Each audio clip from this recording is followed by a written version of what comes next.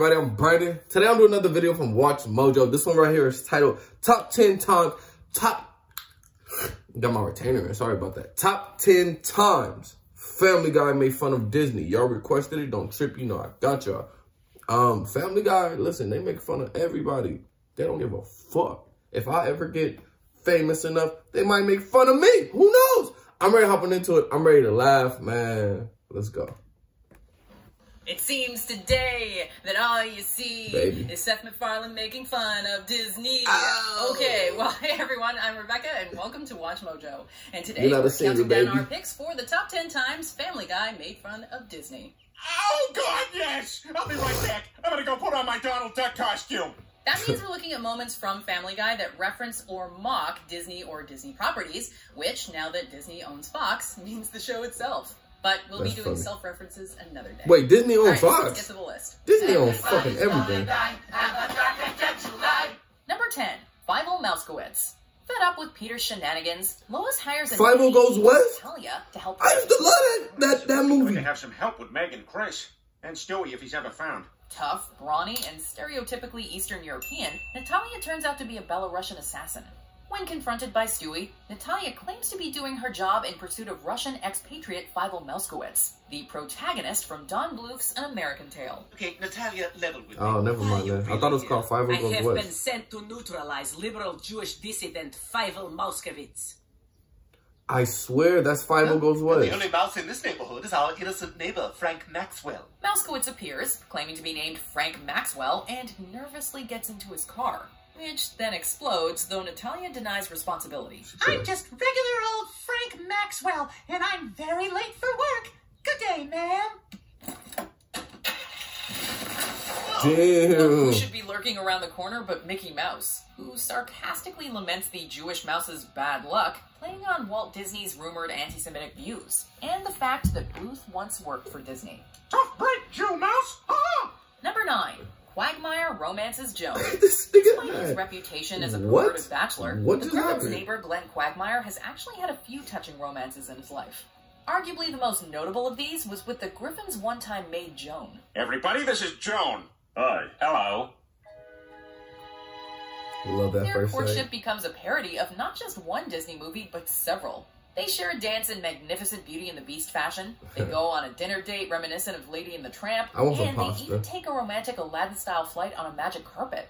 But since this is Family Guy, that whole new world You is see a him modern shoot a day missile at him? Baghdad? Number Wow. 8, Ariel wishes for legs. Poor Joe Swanson just can't catch a break. Recalling a parasailing trip with Quagmire, Joe is shown losing both his legs when they dip into the water, presumably bitten off by a shark or other sea creature. Remember, he even took me parasailing.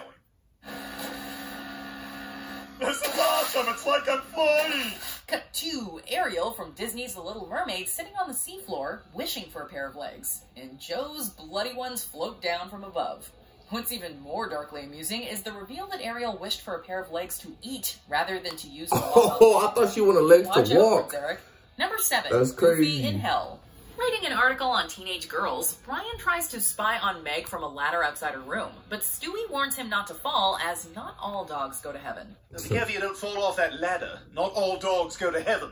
Leaving nothing to the So imagination, Goofy went to hell? a cutaway reveals that famed Disney dog Goofy is in hell. So, says here you were involved in the plotting of September 11th? Why? Apparently he was involved in the 9/11 attacks, and Goofy happily confesses to it in his familiar southern drawl. That's what they get for supporting Israel. Yuck, yuck, yuck. Gosh. Once again, drawing on the anti-Semitic rumors surrounding Walt Disney, Goofy tacks on his distaste for Israel. The real kicker, though, is when Goofy does his characteristic holler as he's pushed into the eternal pit of fire. Okay, into the eternal pit of fire you go. Number 6, The Nightmare Before Independence Day. Peter is bullied booty by his sister Karen when she visits Pause. Thanksgiving. Hey, Karen. Welcome to our... Bring it in, PP! At one point, beat Peter your ass. complains that she's as bad as Tim Burton's version of the 4th of July. She's ruining Thanksgiving, the way Tim Burton ruined the 4th of July. A cutaway then demonstrates an Independence Day celebration akin to the song This Is Halloween from The Nightmare Before Christmas. Yeah, his should be looking like this. From the film. Hella creepy. With On the on-the-nose lyrics lampooning Burton's particular style of spooky movies, the scene's funny Age's whether you're a weirdness. fan of the movie or not. And Jack Skellington's final line is disturbingly accurate. Fat chicks with black hair get tattoos of me. It's a tiny world. In order to bond with Stewie, Peter does the one thing guaranteed to get a child's approval. He takes him to Disney World. And naturally, Stewie's over the moon about it. Oh, Disney World! Disney World! Disney World! I want to go to Disney World! This gives the show's writers ample opportunity to make fun of Disney as much as possible. The least subtle of these jabs occurs when Stewie is separated from Peter and gets discovered by 2 security guards. Well, a lost child. Looks like we've got a new recruit. Promptly kidnapped and chained up with other lost children, Stewie is forced to sing It's a Tiny World as part of a ride, playing off Disney's real ride, It's a Small World. That's crazy. It's a tiny, tiny world. It's a tiny, tiny world. Number 4, Aladdin 4, Jafar May Need Glasses. Season 6 shows a hypothetical future where Stewie becomes president of the United States.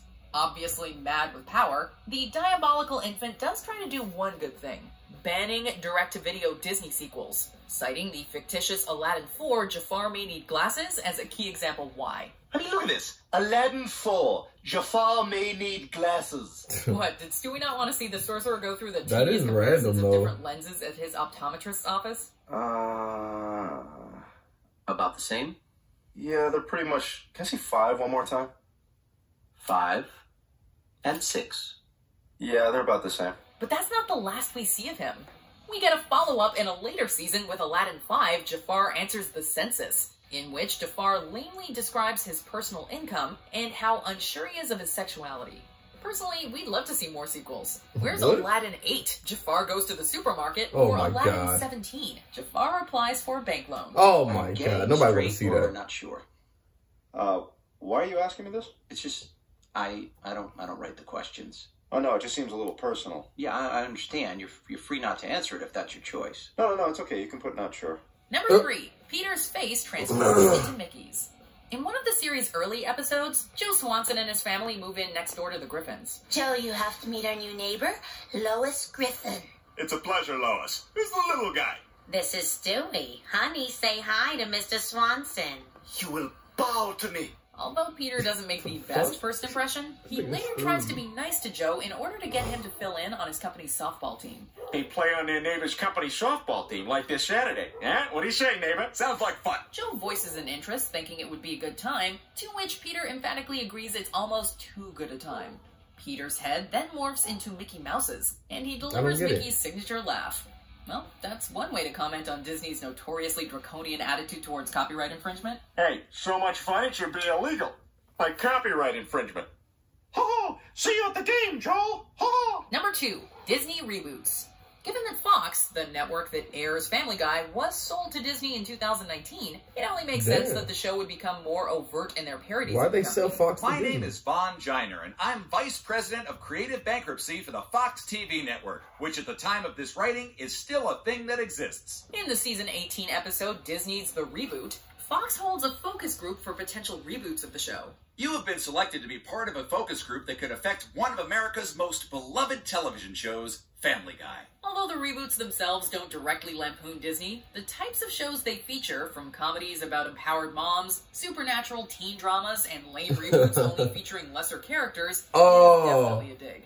And it wouldn't even be the first time someone's called Disney's penchant for reboots a hollow cash grab. Sometimes networks will cancel a show only to reboot it with less popular characters from the original, while the more popular actors go on to find greater success in movies or ugly public divorces. I, for one, embrace our mouse-eared overlords. But anyway, it's clear that the Griffin family and Seth MacFarlane do not, so let's run through some honorable mentions, and then we'll see the most elaborate Something in my Family Guy. eye, cuz. You're a real pal, Jesus. Well, I'll tell you this, Peter. Genie Jesus? Me, you can hear the mice humping in the wall.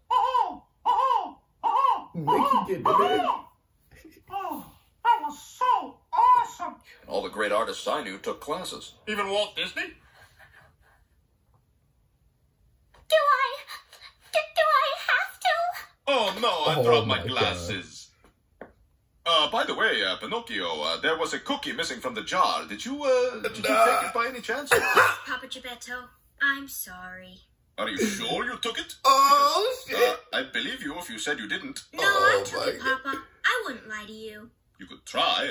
Who knows, you might get away with it. You said we were going to a place Walt Disney built. No, Peter, I said supported.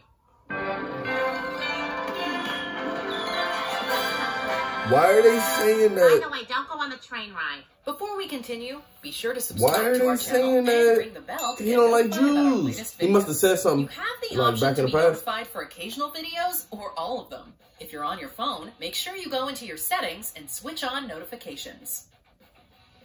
Number 1. Brian and Stewie visit the Disney universe. This classic episode features Brian and Stewie visiting alternate universes. The multiverse-hopping duo soon finds a Disney universe and are quickly won over. Oh, I It's remember not hard this. to see why. I remember this. What's happened to us? I don't know, but suddenly I feel all sweet and warm and fuzzy. I remember With this a episode. I simply saw this sweet one. atmosphere, talking animals and objects, gorgeous animation, and a show-stopping musical number about pie, this universe embodies nearly everything we love about Disney animations. It's a wonderful day for pie. You can ask all the birds in the sky. However, Family Guy yet again brings up the anti-Semitism rumors when everyone instantly turns on and beats up Mort Goldman, which prompts Brian and Wow, Stewie the to one Jew move guy? on. If it weren't for that disturbing bit, we'd love a whole episode in this style. Doesn't seem to be a thing wrong with this place. Is Quagmire a bird? Everybody.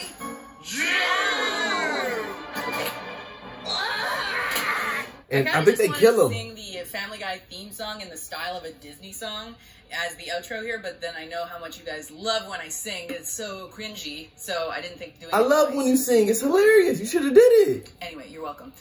Hey, man, don't listen to what they say. You should have sang. It would have been hilarious. Of course, some of the kids are like, oh, my God, it's cringy. But, I mean, it still would have been entertaining. You know what I'm saying? Don't let the comments get to you, baby girl. Hilarious video. Great video from Watch Mojo. Thank y'all so much for requesting it. I didn't know that Walt Disney had issue with Jews.